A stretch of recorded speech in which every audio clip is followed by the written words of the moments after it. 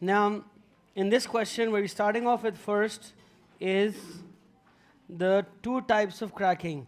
Now, what you need to know is that the two types of cracking that lead to two different conditions for cracking are, one of them is called thermal cracking, and the other one is called catalytic cracking. So thermal cracking and catalytic cracking. So what conditions you need for thermal cracking? High temperatures. And what conditions would you need for catalytic cracking? And the other condition is catalyst. They said two different conditions. Yes, both require pressure, but what is different for both of them is one requires a catalyst, while the other requires much higher temperatures. Obviously, the reason why you have a catalyst is because it lowers the activation energy, therefore it lowers the temperature. So either you can use a catalyst or you can use high temperatures. Then it's saying write the balance equation for the cracking of C18H38.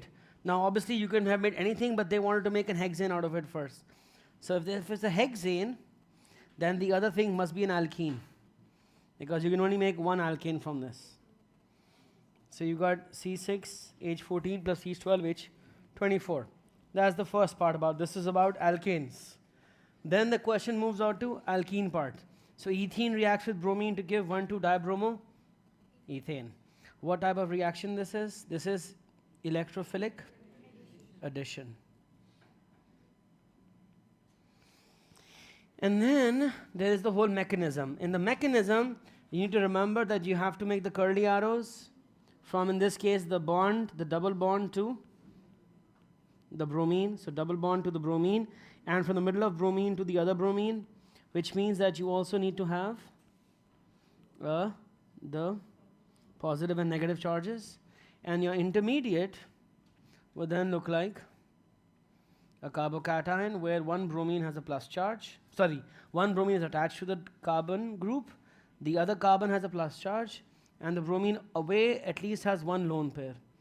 And that lone pair is then transferred to the plus charge. So this is for 3 marks, 1 mark and 3 here. So yeah, and that becomes this. So relevant dipoles, at least charges and lone pairs. The lone pair is they're looking for the lone pair that broke off from this bond. So this bond became a relevant lone pair. There are others also, but the one we show because that is this bond. All right?